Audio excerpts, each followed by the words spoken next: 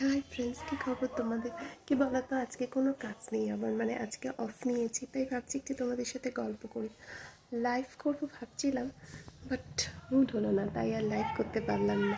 কি বলো তো, বাড়িতে মিস্ত্রির কাজ হচ্ছে, মানে ছাদে প্রচুর কাজ হচ্ছে মিস্ত্রিদের। আমাদের দোতলা হচ্ছে তো, তাই ছাদে ভীষণ কাজ হচ্ছে, তাই ছাদে তো যেতে পারছি না, তাই এইভাবে বসে শুয়ে কথা বলি।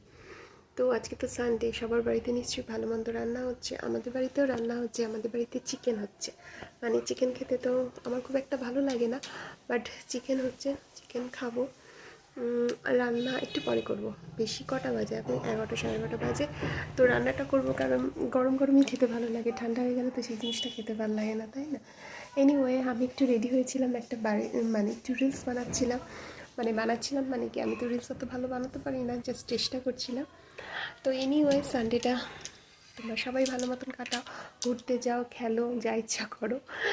তো দেখা হচ্ছে অন্য কোনো একটা ভিডিওতে। Bye guys.